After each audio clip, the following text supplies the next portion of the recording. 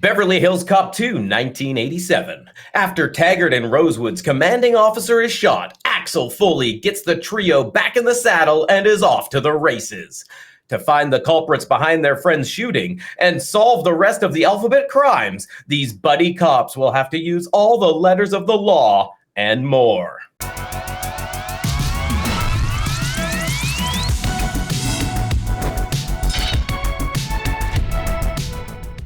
Hello, everybody, and welcome back to Our Rating, the show where I get together with two of my friends. We take a movie franchise, break it down by movie, give it an overall score, throw it on the board, and see how it lands compared to the other movie franchises. Today, I'm joined, as always, by Brian and Will. Will, how are you doing today? Doing all right. I got family in town, going on vacation soon, so life's up in the air. We're having a ball. Nice. I also have family in town, and it's made this week very, very busy, but I'm happy to be here. How are you doing, Brian? I'm doing pretty good. I'm trying to get healthy after that brush with death that I had poison oak all over my body. I'm still pretty ugly. Yeah. Pretty ugly. It's all over me, but it's drying up, and I'm taking my oatmeal baths, and I'm starting to feel a little better. Wow, that looked rough, and that was only in one location. I don't want to see the rest. That's not even the bad one. Hey, at least it's not on my penis. That's all I'm happy about. That you're willing to admit. Yeah.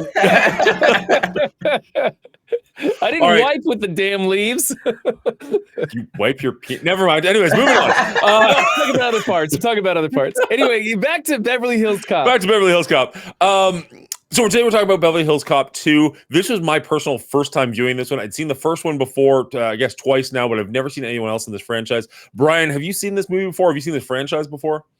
I remember bits and pieces of this movie. I saw number one and remembered it. And then, of course, we rewatched it for this. And then I rewatched this one, and I'm like, I think I've seen pieces of it, but everything was new to me. There was a scene at the end where he shoots a rocket, and I was like, I remember that. That was about it. Nice. And what about you, Will? Yeah, it's much the same. I've seen the first one a bunch of times. Second and third one I've seen a handful of times if it's on TV, kind of growing up, but that's about it. Never sought it out, that's for sure. This movie was Eddie Murphy's first writing credit. He was credited with writing Beverly Hills Cop 2, along with somebody else. I don't know their name because I'm bad at this. So what do you guys think about the writing in this? I don't know. I'll take that one if you don't mind.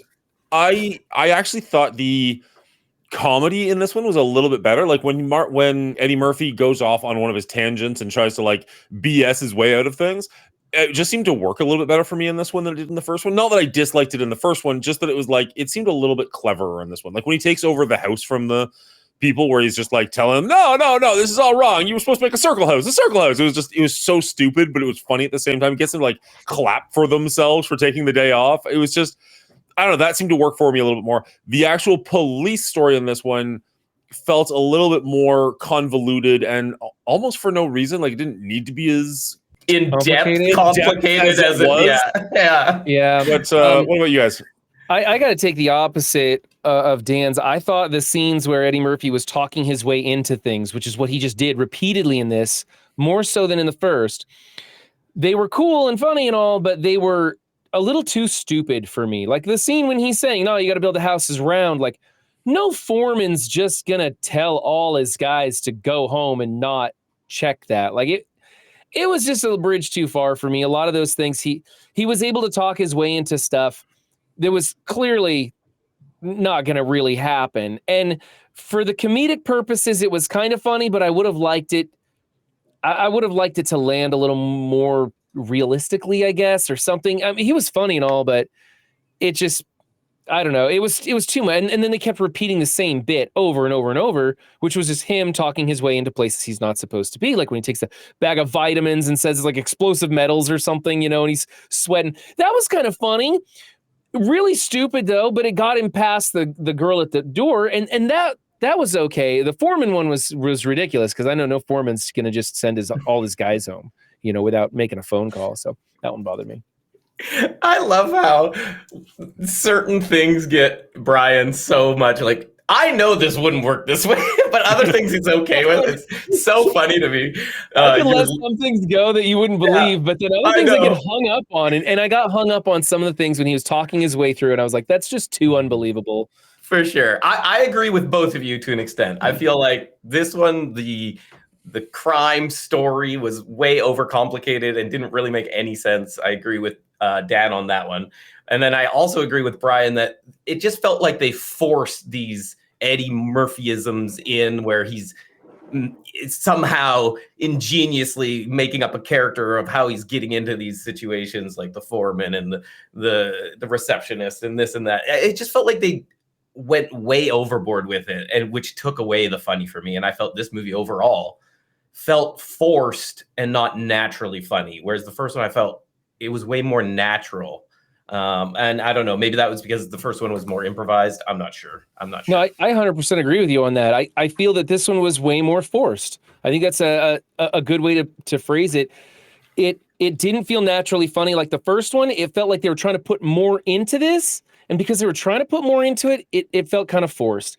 Everything in this was the same movie, but they turned the volume up on it and added more of it. You know, they had more exciting car chase scenes with the trucks ramming cars. They had shootouts that were more extravagant with bigger explosions. And they had lots more scenes where Eddie Murphy is wisecracking and talking his way into situations. It was more, but it did feel a little forced. And so on the technical side, some of those other scenes that they did the same as the first one, but more of, I don't think they pulled it off as well as the first one.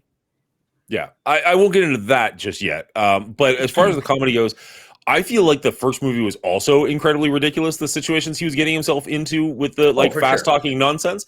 So the fact that they took it to 11 almost worked better for me because it was already a farce, but it was like, it was so silly and stupid, but they weren't taking it far enough for it to be silly and stupid. It was like, this is a real situation that you're going to be stupid in, versus this one was like, this is a really stupid situation, and we're going to make him really stupid. So it's like, okay, they know that they're making comedy, whereas the first one, they felt like they were trying to make a real serious movie with this guy who just talked quickly, if that makes sense. Yeah. So like, I like this one better from no, we're making a comedy, so we're going to make it funny. Maybe it's just a balance thing for me, because the first one kind of balanced because it showed in some aspects, like in the strip club, that he is a really good cop. He could pinpoint that it was going to get, robbed, and he took action and did it really well. Where in this one, they didn't really have that as much. I felt it was more just, they kept doing little gimmicks like the alarm system with the foil wrapper and breaking an air, and it was always I used to fracture the law or whatever. And it was like, okay, so he's got all these like offbeat ways of solving problems that's not a real cop thing, but he didn't have any real good cop skills this time around. Even when he's running around shooting and stuff, he wasn't even like an expert marksman or anything. Like, they didn't really highlight his cop skills. It was more like his juvenile skills that they highlighted in this one. Right. Well, he did have the scene where he got the blueprints off the matchbook. I don't know how well that actually works, but I mean, I don't think that's super far off. The door magnetic key thing, it's more of a breaking into a place than a cop thing, but it shows he got some sort of skill. But he was pretty much an expert marksman. Like in the gun range, he shoots all three of those things in one hit, which admittedly didn't seem like it was all that hard. He's using an actual bullet. And then when the guy drives through the wall, he turns around and like headshots him instantly. Yeah, like there was that. Yeah, they do show him being pretty good with a gun, I would think. I guess there were just so many scenes where I watched that, like when they come out of the nightclub and they have that shootout from the car that tries to run him over in the nightclub. Everybody's just throwing their gun around, going bang, bang, bang. Like all three of them were just like, I was like, what? What are they doing? They look ridiculous too. This like 5 foot wide foot stances. They're trying to fire these, dirty, hairy pistols and stuff. It was a little weird. So I did go ahead. I just, on that scene, I did like how every time like Eddie Murphy shot, he'd like do this massive kickback, but then they've got the double shotguns. They're just bam, bam. And I'm like, there were a lot of those little Judge Ryan was real strong. with those. I recognized a lot of them. In the first one, we had like the squibs that would go off all in a line, and they were in weird placement when gunshots would ricochet off the buildings and stuff. And in this one, we had just like everything getting shot to pieces, and no one could even wing Axel Foley. Like, it was a little bit weird, but instead of these like strips of squibs exploding, they just had everything explode when they were going into a gunfight. Lots of explosions, lots of fun in that way. Speaking of which, they brought in director Tony Scott for this movie, known for just prior to this Top Gun.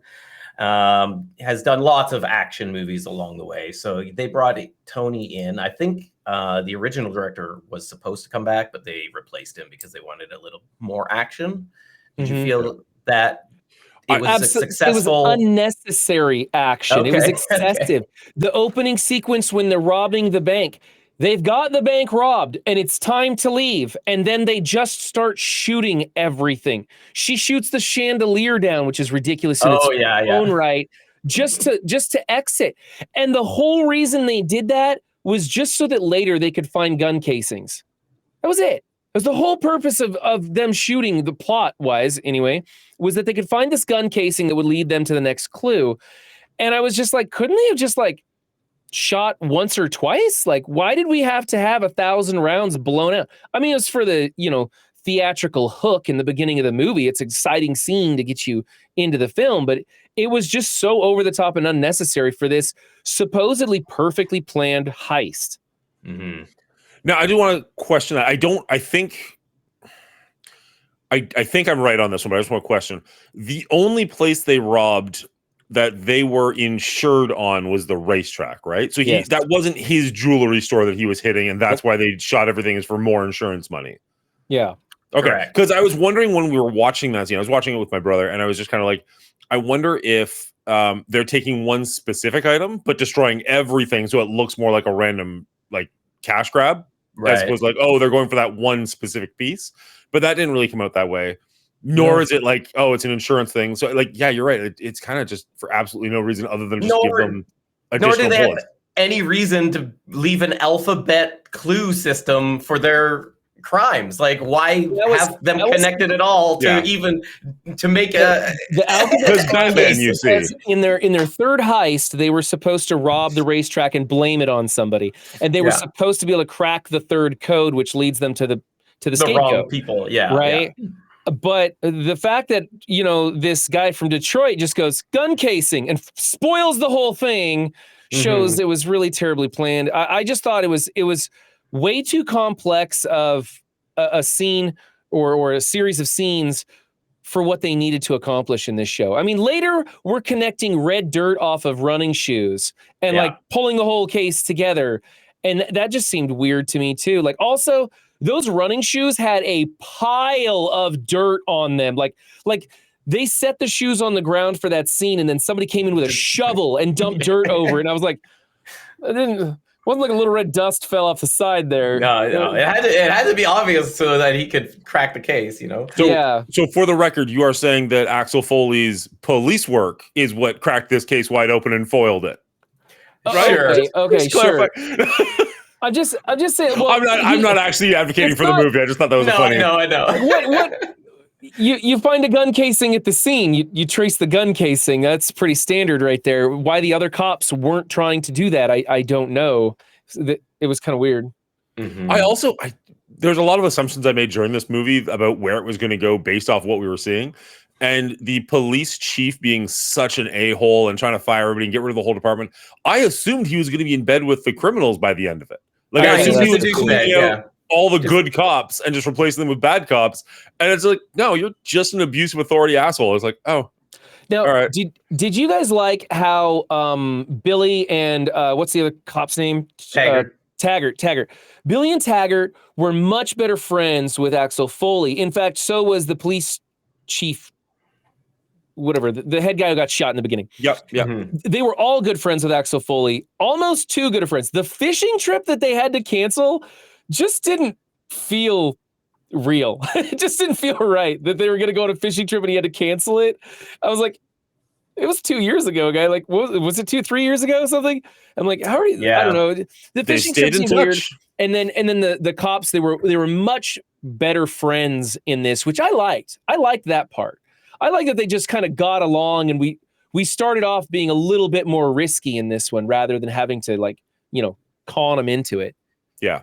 Well, the fact that Billy, Bogomil, and Taggart were all closer makes sense. They work in the same department. They've been through something together. Like that all works. It's the Axel Foley also coming along for the fishing trip way down in Beverly Hills or whatever. Yeah, that did feel a little bit off. But if it would just been like they weren't super close, but he found out that he got shot and came down, like that would have been enough for me. I would have bought that. They'd met a while ago. They worked together. They become like friends, and something bad had happened. He came down to help Billy and Taggart. Like I would have been okay with that. You didn't need to add the extra fishing trip or the extra like super close bromance to it. I did really like where they went with Billy's character. I thought that added something more to him. Like in the first movie, he's super not shy, not cowardly necessarily, but just kind of reserved. He's very reserved. And he goes through that shootout. He has that moment. He gets to kill a couple people, and it kind of just unlocks something in him. You see it in his apartment. He's got like all the guns. He's got like the poster for Rambo 2. He's got the poster for Cobra, I believe it is. Yeah. And then he's like, he is ready to go for the rest of the movie. He's just like wide-eyed and grinning anytime anything happens. It was stupid. It was turned to 11. I thought it was amusing. I enjoyed it. I was okay with it. That was one of those things that I was okay with them taking it to 11. I liked the trio. Their chemistry was good again. That was probably the highlight of the film for me, was the three cops working together, and I liked that they were working together from the get-go. That was good. I like that we got more Paul Reiser in this one. Mm-hmm. That was a bonus, right? Yeah. I think he's a bigger star by this point. So. Yeah, I don't know about that. I mean, by the first one for sure. Yeah. And we even got a Gilbert Godfrey appearance and a Chris Rock appearance. So I saw Gilbert Godfrey in the credits. I had no idea Chris Rock was coming. So that was this nice little surprise, and he's just all of a sudden there, just for like a super minor scene. It was like, nice. Yeah, it was like the Damon Wayans of the first one, right? Yeah. I think it was Chris Rock's first movie. I think pretty sure. That would make sense. It was I didn't realize Chris Rock's career went back that far, to be perfectly honest. But maybe I don't know how popular he was as a comedian back in '87. Yeah, I'm not sure. I'm not a comedian guy, but I do like comedy. That shocks me a little bit. I'm not going to lie. I'm not a stand-up guy, I guess specifically. I've never been a huge stand-up guy, but I do like comedy. I love me some stand-up. I just can't remember names and stuff because I have a bad memory. So that's fair. Yeah, I'm a big stand-up guy, but I haven't.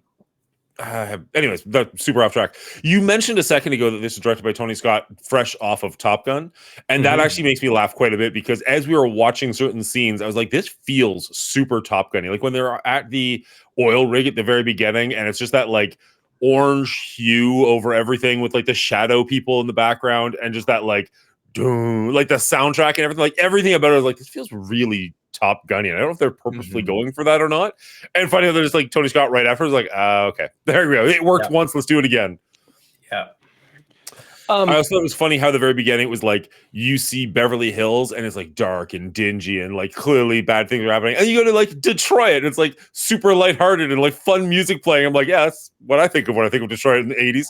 Yeah, they got a reverse from the first a little bit. Yeah, it was nice. Interesting. Sorry, Brian, you were about to say something. I was going to talk about the sound and the music of the film. It was the same song we've heard 100 times. I don't know the name of the song. Dun, dun, dun, dun, dun, dun, dun. And that was fine. I didn't feel like this one was being shoved down my throat quite so much. But the problem is that when they played other songs, oh, that's right, they didn't play other songs. There was no other good music. The first one had a couple of bangers that kind of got me pumped. And I don't even remember what scene, like they were doing some, I don't know, some sort of montage scenes or something where they're playing some other songs, and it got me pumped. I liked it. It made me feel good. This one didn't have any other kind of a soundtrack. It's just that one song that they played a bunch, it seemed like. And then they would go into like a strip club or something, and oh my God, I forgot what strip clubs in the late 80s was like, because that was a disaster. Was it just me? Or was that one woman like mead mugging them the whole time? Like she just had this like nasty like, why are you in my bar? And I'm just like, don't you want customers? I don't understand. Why are you so angry? She was just like this angry Nazi stripper, just like just mean and whipping things around. And I don't have a poll. I haven't installed the stripper poll in here yet, or I'd give you guys the full show. But there was nothing sexy about it. It's just this angry dancing. Yeah. And I was like, well, I mean, if you had to listen to this music all night at work, you'd probably be angry too, I guess. I agree. Sure. I agree the music wasn't as good in this one. There was a couple okay songs, but nothing that, like, I felt the first movie had all bangers. And Axel F is the name of the theme song, which is just Axel Foley's name, obviously. And it's good, but again, we've heard it from the first one, so it's like, oh, okay, yeah, we're back here. But yeah, the rest of the music just kind of didn't quite come to the same level. Whereas I thought in the first movie, the music was like, you were grooving along the whole time. You were just on the ride. Right. I'm just like, what do you talk about? Like the acting, pretty much the same. The music, pretty much the same. Why did the villain need to pull off these complex robberies so that he could buy and sell guns to make money? He was an oil tycoon. How do you go broke being an oil tycoon? I mean, I guess it's possible, but I mean, it just seemed weird that they had these different style robberies that were going on of various complexities. And then the final one's just an insurance fraud scheme so that they can bankroll a different. It just seemed weird to me. And I was like, man, the first one was some guy's trafficking and he got in on it. And this one was like this whole complex stage of events and stuff. And it was way unnecessary. I guess they were trying to differentiate from the first one in some way, but they didn't. Yeah, it just seemed too much. Yeah, it just seemed too much to me as well. That being said, though, what did you guys think of Bridget Nielsen, the real bad guy of the film, right? Like, she was the threat. How do you guys think she did in this movie? I didn't know that Axel Foley coined the phrase "that's a big bitch," but there it was. Yeah. Right oh there my goodness! A couple of times. But she was pretty cool. It almost felt like they were like, you know how sometimes they add something to a character to make that character stand out more, like flashy clothes or they're really tall or whatever. She was this really tall blonde woman with sharp clothing style features and stuff. Mm-hmm. And it was very aggressive, very in your face, very harsh. And I was like, oh, okay. So she stood out for sure. They accomplished that. But again, I was kind of disappointed because she was doing like all the heavy lifting for this so-called villain who looked like a total douche, like a whiny little douchebag who never did anything himself. She's doing all the heavy lifting.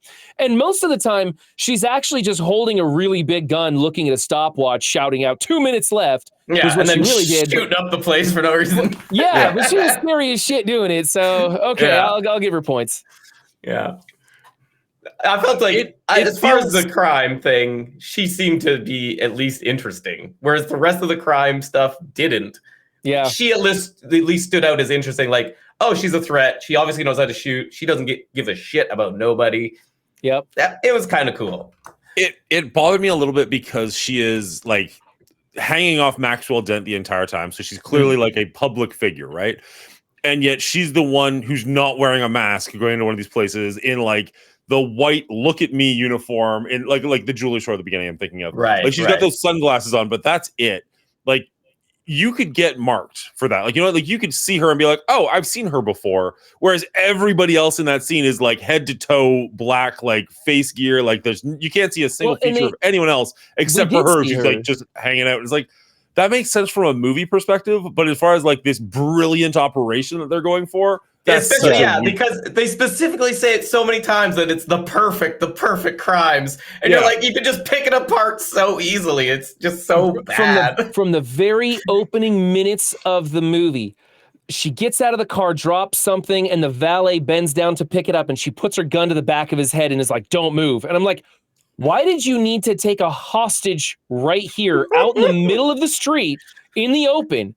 Why not just have him hand your coin purse back, and as you walk in the door, then put the gun to his head when you're inside the building? Like every little thing about it just seemed weird to me. Okay, fair enough. I thought you were in a different direction with that. I was going to correct you. I believe he was an employee of the jewelry store, so she was getting him inside so that he can't call the police or something from outside the building. But you're right. No, there's other ways you could have done that as opposed to brandishing a gun in broad daylight downtown Beverly Hills. And like you said, Dan, California. She's incredibly recognizable, and they did recognize her. He's like, guess what? I saw a tall blonde in the shooting range. You know, they noted that there was a tall blonde at the last crime scene, and it was like, yeah, why would you make it so? Yeah, this amazingly planned out heist was terribly planned out. I did like the line of like, yeah, it's California. We got 6-foot blondes everywhere. It was like they grow on trees around here. Yeah. Yeah, it was. But you're right. No, that whole scene, like, why is she doing the legwork at all? Like, yeah, I don't know. put a giant mask on her, like have her covered, but then she did. At one point, she wore a wig, but that was for a hit. So the cop wasn't supposed to survive it anyways. So why even bother? Like, whatever. It was weird. Yeah, it was I think a lot of this movie is they were trying to put too much stuff into it, and they were just cramming things in. Over the top gunfights, car chase scenes. I did like the cement truck scene. That was a lot of fun. It was ridiculous. Just crushing all the cop cars in Beverly Hills. Yeah, super funny. That cement truck's not going to get up to top speed at all. Ever. And they can never seem to catch it. You know? But it was fun.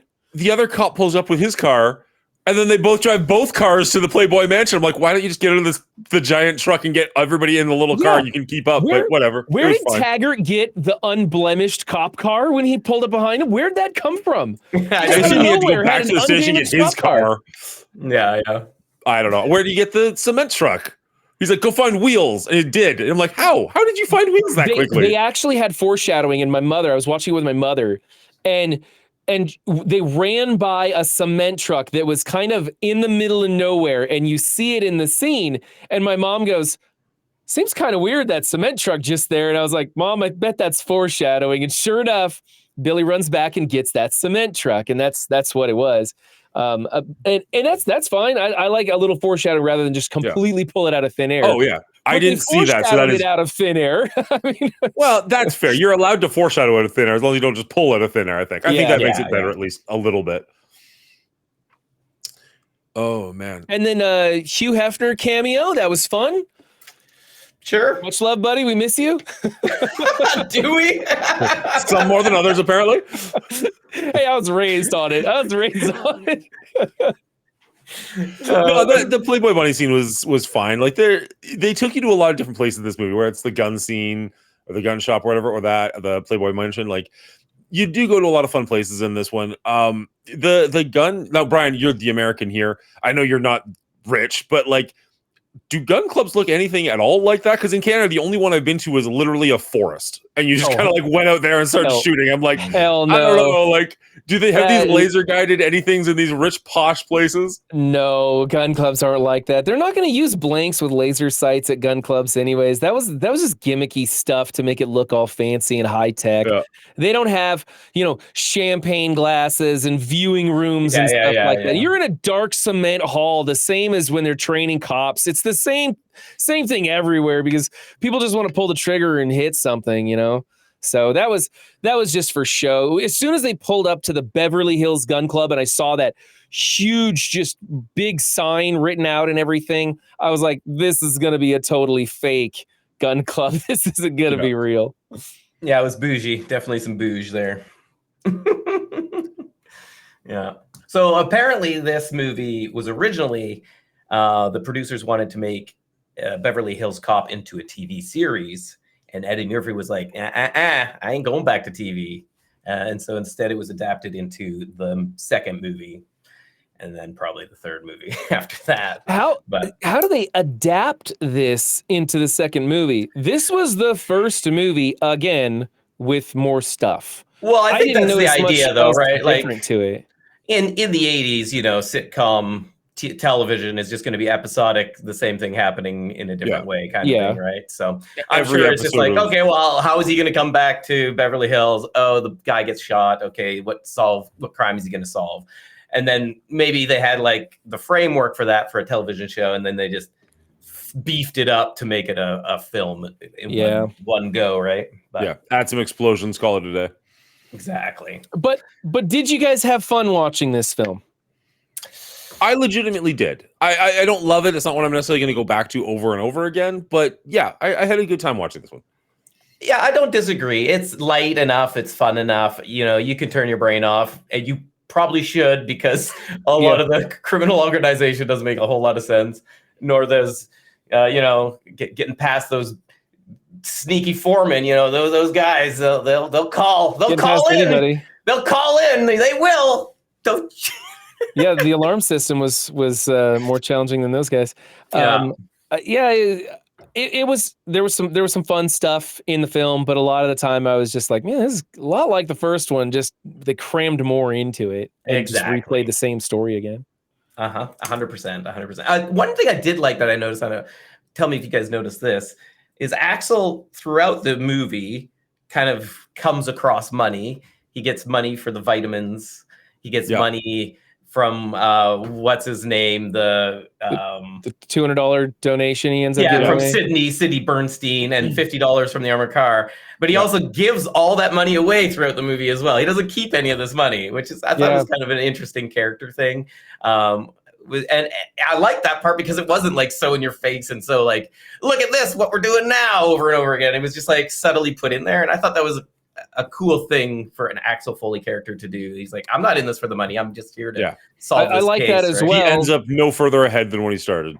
Especially at the beginning when he's already gotten $3,000 of flash money and a $64,000 Lambo. On his undercover case. He's picking up the tab on. But yeah, he'll give the tips back. Yeah, exactly. Yeah. I thought that was just like the most interesting thing to me. I was like, oh, that's fun. He's just like passing here's $20. Go back and get you some new vitamins. I did like how he turned it all around and gave it back because he wasn't there for the money and everything. Mm-hmm. And they had a running clock that lengthened and shortened as it went when he was going to get caught. And he had what's his face, his buddy back in Detroit cover for him and take a phone call real quick, Paul Reisner. And that was fun.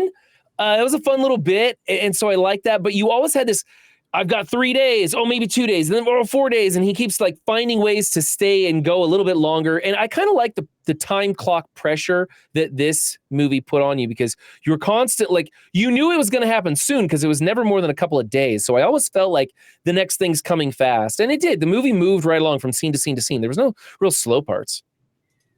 Yeah, I'd agree. It has a good pace to it. Mm-hmm. Again, I think that's the beauty of the 80s is they're just to the point, get that action moving. I think we could use a little bit more of that nowadays. Yeah. If you like what we do and you want to support us, head on over to Patreon. There's a link down below.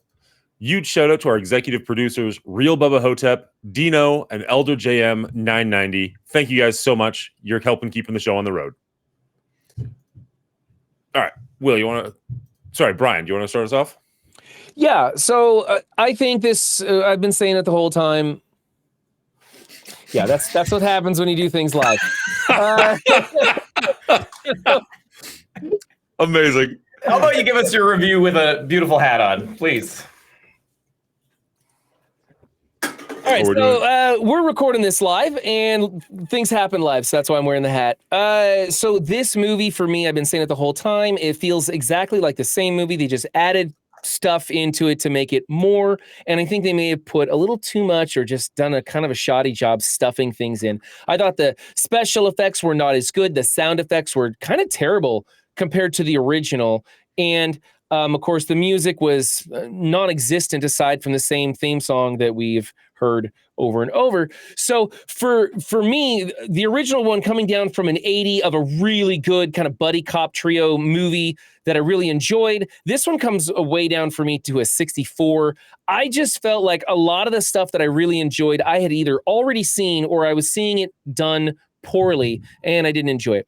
I did enjoy the sequences where the three cops are working together and cracking wise. That was the most entertaining parts for me. But as far as the stuff that was added in, like the extravagant heist scenes, the car chase scenes, and the explosions and gunfights, I thought most of those were pulled off really poorly and didn't add anything to this film for me. It took away from it. All right. For me, this one is a little bit funnier, kept a bit better pace than the first one did. I did like certain aspects of it. Some of the story was convoluted unnecessarily, a little bit overly complicated. Some of the things didn't quite make sense. So it did lower it a little bit for me. But honestly, the enjoyment of this one was almost the same, if not a little bit higher than the first one. Technical aspects were all basically the exact same. Sound was all basically the exact same. So this one, first one was a 70. This one came down to a 68. Not much of a drop off, but yeah, you can tell there's just a little bit less of originality there, and that does kind of take a little bit out of it for me. What to say that hasn't been said already? I'm just going to recap. Even though Eddie Murphy's first writing credit, I found this movie was a little less funny than the first, maybe because the first one did it first. And so, always the first time seeing something, it's a little little more exciting than seeing it again and again and again, which I felt they forced into this one again and again and again. The action was a step up. I think that was mainly due to Tony Scott. You know, he's had some pretty good hits along the way. But overall, the story was more complex for no reason. The biggest thing going for this movie was like the buddy cop feel, which was fun, but maybe just not enough to hold up to the original. Overall, this one's a 70 out of 100 for me, dropping at 10 marks from the first one.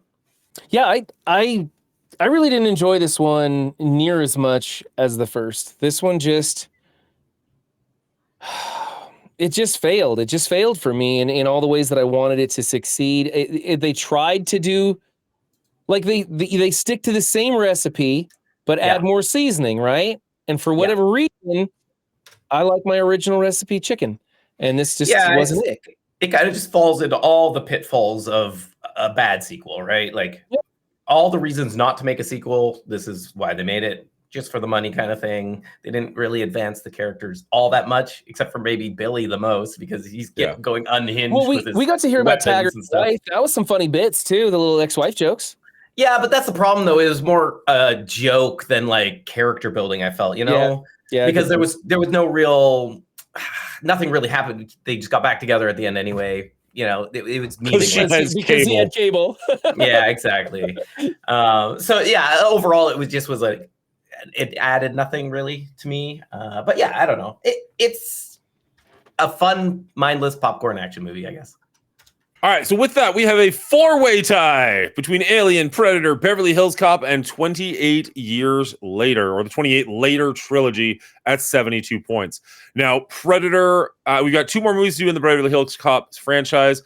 28 Years Later has another movie coming out in about 6 months, and Predator has another movie coming out in about 3 months. So all of these could change quite a bit, hopefully, in the next little bit. But for right here, right now, this is tying itself up with some pretty lofty competition. Do you think it earns its spot there? Or do you think it's going to fall pretty drastically over the next two and land somewhere far below that? I feel this is typical franchisery. Starts pretty good, but it's going to be on that slow decline down and probably land in the Evil Dead realm, maybe Gremlins territory. Okay. I'm okay with it being here for now. Mm-hmm. But I don't think that these two movies are going to carry this franchise. I have a feeling it's going to continue to go down. Yeah. Even if number 3 and 4 are as good as number 2, it's still going to bring it down, right? You know, it's still going to be bringing down that average. So, yeah. I think we're going to see it down there with Jurassic Park, maybe even below Jurassic Park. Jurassic Park or Jurassic World? Not Jurassic World. I think we'll outperform Gremlins. I don't know if we're gonna beat Evil Dead.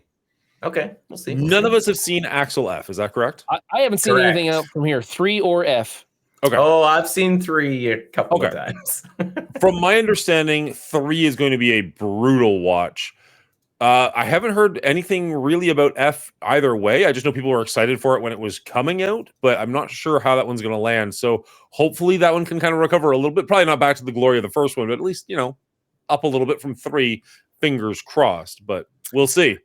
Yeah, I think it's kind of like the Jurassic World 3 nostalgia callback is going to be Axel F, right? That's kind of what they're going to play into.